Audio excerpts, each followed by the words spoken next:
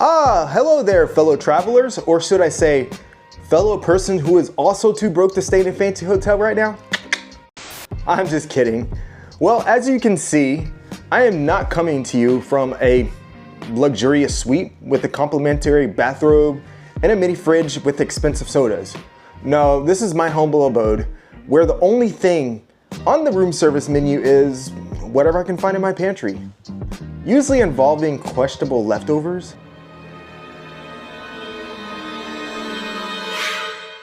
You see, my dream of being a hotel reviewer is less lounging by a pristine infinity pool and more staring at press releases on my computer screen, fueled by lukewarm coffee and the desperate hope of one day experiencing luxury firsthand.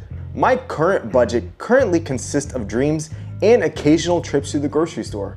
So grab a snack and get comfy and prepare to have your mind blown by another highly anticipated voiceover update. Yay! So today we're diving deep into a massive change coming to Orlando's iconic International Drive, and trust me, it's a big one that's going to reshape a significant chunk of that famous strip. If you've ever navigated the bustling thoroughfare that is Orlando's International Drive, you might remember the Wyndham Orlando Resort. It wasn't the newest kid on the block, certainly was not the flashiest, but I gotta tell you, it held its own. It was a sprawling, slightly dated complex with this distinct Spanish style or Mediterranean style architectural theme. Think terracotta roofs, stucco walls, and a layout that felt like more a village than one single building. It had a mix of two-story structures, created a spread out, almost secluded resort-like feel. For years, it offered full-service, family-friendly resort atmosphere and a tropical escape from the theme park frenzy just minutes away. Well, those days are officially over. The bulldozers have been busy, and the Wyndham Orlando Resort is now a memory, making way for something entirely new. It's not just a simple renovation. It's a complete reimagine of the space. A total glow-up that signals a significant shift in iDrive luxury landscape. In its place, a new giant is rising from the ground, the Intercontinental Hotel. And let me tell you, this isn't just an upgrade. It's a fundamental change in philosophy. The old Wyndham had 613 guest rooms, focusing on that traditional, casual resort experience. Its architecture was designed to feel like a secluded Mediterranean-style hideaway, complete with lush tropical landscape. It prioritized a laid-back, vacation-like vibe, offering a sense of escape. Well, here we are with the new Intercontinental Hotel. However, it's a completely different beast. Set to make its grand debut in 2028, this will be a single, imposing 12-story tower. Its design is all about approachable sophistication, contemporary, luxurious, and a significant departure from its predecessor. Forget the sprawling low-rises, this will be a prominent landmark on the International Drive's skyline. Exuding modern elegance, it will also be accompanied by a dedicated 6-story parking deck with 734 spots, ensuring plenty of space for all those luxury rental cars. And the upgrades just don't stop at the architecture. The new Intercontinental will boast a whopping 700 guest rooms, which is a substantial increase of 87 rooms compared to the old Wyndham. Among those 700 rooms, a generous 84 will be suites, catering to those who truly want to indulge. No, this isn't just a hotel anymore. It's being designed as a comprehensive luxury destination aimed at both discerning business travelers and leisure seekers who appreciate the finer things. So first off, let's talk about the amenities, because this is where the new Intercontinental truly shines. We're talking about 5 brand new high-end restaurants and bar concepts.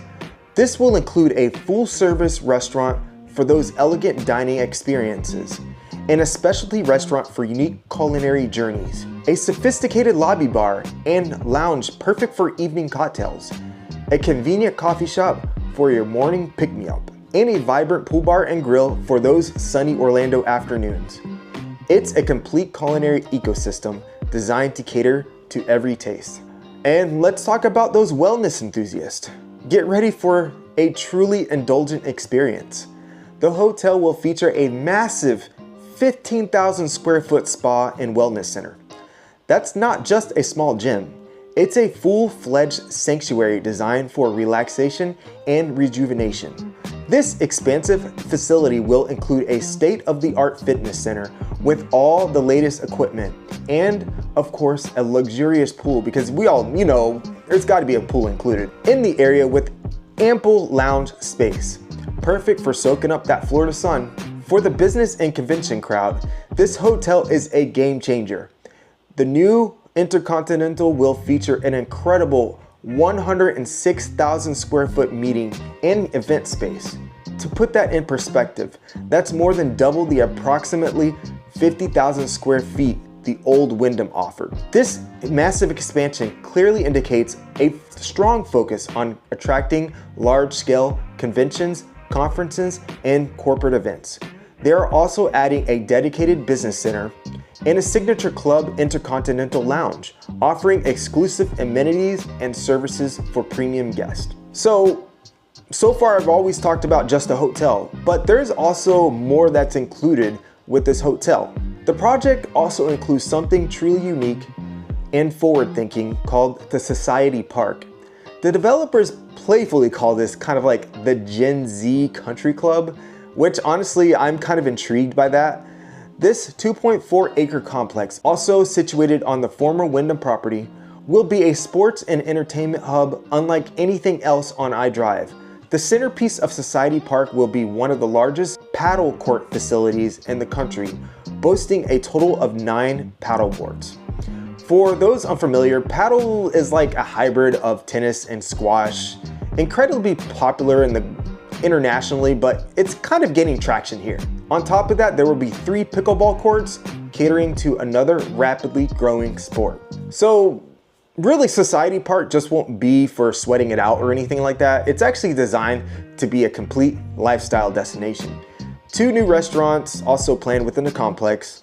One which sounds particularly impressive. It has about 8,000 square feet of ground floor and also a 4,000 square foot rooftop mezzanine, perfect for post-game celebrations or just enjoying the Orlando skyline, which I wish was better. Also, there will be a pro sports shop for all you sports gears and additional spa for further relaxation. The target is a soft opening in April 2026 with planned memberships, sponsorships, and even professional tournaments aiming to blend sports, dining, shopping, and entertainment into one seamless experience. It's a bold move designed to attract younger, active, and socially engaged demographic, further diversifying the International Drive's offering. Now, on paper, I feel like this sounds great. It's an absolute win-win, right? Well, a total upgrade for International Drive, bringing in luxury, more amenities, and a more unique experience. So that does sound great. However, as with many ambitious projects of this scale, especially in a dynamic environment like Orlando, there's always a potential challenge and downfalls. It's important to look at the full picture. First up, this is one big one, which is we're going to be talking about the traffic and the infrastructure strain. International Drive is already a major artery for tourism, commerce, traffic congestion, particularly during peak seasons and convention times. It's a persistent problem. Adding a massive new luxury hotel with like 700 rooms, a large sports entertainment venue like Society Park, and even a potential for even more hotels and attractions coming in the area, well, it's going to significantly both increase vehicular and pedestrian traffic. While the Orange County does have plans in motion and feasibility studies for new transit systems, infrastructure developments do often historically lag behind real estate growth. So this could lead to worsening congestion, frustrating visitors and locals alike, potentially impacting your overall visit or the visitor's overall visit. Then there's also the issue of the economic disparity and affordability. The new development is explicitly targeting a more affluent visitor, and the Intercontinental hotels are universally considered a 5-star or somewhat below a 5-star or just below. While this focuses on high spending tourists, can certainly bring in more tax revenue and boost the overall economy, impacts for the region, it could also exacerbate the existing issue of tourism worker wages not keeping pace with the rising cost of living in Central Florida. The focus on high-end projects might not create enough jobs that pay a true living wage for the local community, creating a further divide between the luxury experiences offered to visitors and the daily realities of the people who make those experiences possible. It's a complex balance, and it's one that requires a careful consideration. Also, we have to talk about the market saturation and the competition. Orlando's tourism market is notoriously competitive. A constant arms race of new hotels, attractions, and entertainment venues. We've got Epic Universe that just came, massive expansion of the Orlando's County's Convention Center, and countless of other developments vying for tourist dollars. While the new Intercontinental and Society Park are designed to attract a specific high-end niche, there is always a risk for oversaturation. My cat's over there, so sorry if you hear him. Could the supply of luxury rooms, upscale dining, and unique entertainment venues eventually outpace the demand? This could lead to an intense pricing pressure or even an underutilization of these brand new expensive facilities. It's a high stakes gamble in an already crowded landscape. Oh, let's not forget about the immediate practicalities, constructions and disruptions. The multi-year construction process for the project of this scale, transforming such a large parcel of land, caused significant disruptions in the immediate area. This includes noise pollution, dust, increased construction and traffic, and potential road closures or detours. This isn't just an annoyance for locals, it could impact neighboring businesses and detract from experiences of tourists staying at nearby property during the development phase. So there we have it. The old Wyndham Orlando resort is officially gone, making way for a truly transformative development.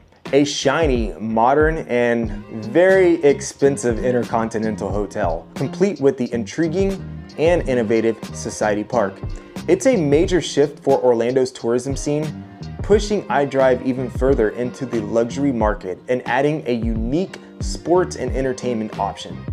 It's a future we'll definitely be watching very, very closely. So thank you guys for listening to this antagonizing, detailed video about a place I wish I could afford right now, but hopefully in the future I will be when it's open. I desperately want to be there. And that brings me to my final point.